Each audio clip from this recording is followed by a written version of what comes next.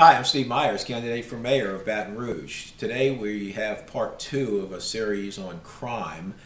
This one we call consolidation. In part one, we talked about what we call the tale of two cities, comparing Baton Rouge budget and manpower and crime stats with that of Louisville, Kentucky, which is demographically very similar to Baton Rouge. Today, or at the end of that message, and today we said we were going to look at a couple of questions. One, are we getting our money's worth?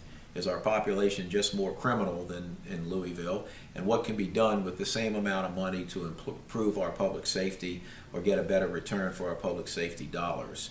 For today, we're actually just going to tackle the third question: what can be done with the same amount of money?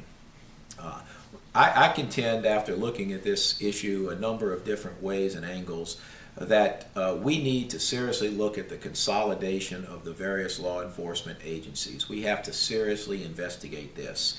Yes, the evidence is split on whether there would be a true cost saving. One thing is true, though: there would be no need for resources of law enforcement to be spent on duplicative administrative services. In some of these cooperation summits that we have, for example, where all the law enforcement people get together and figure out how they're going to cooperate and share resources.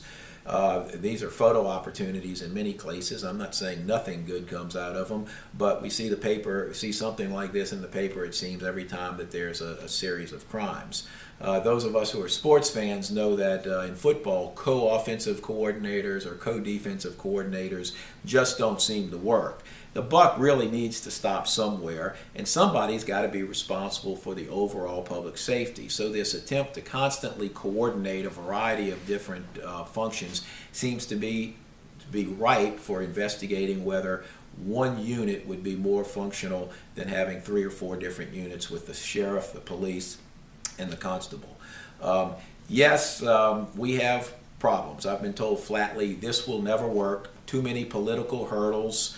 Everything from the way that police and sheriff assign rank, to the amount of pay that's deducted for retirement systems, to the uniforms, to the various bureaucracies. I simply say where there's a political will, there's a way. And Baton Rouge needs to decide if it's going to be truly one Baton Rouge or not. In the long run, as Baton Rouge grows, this problem is going to get worse, not better. So it's inevitable, in my view, that consolidation happens.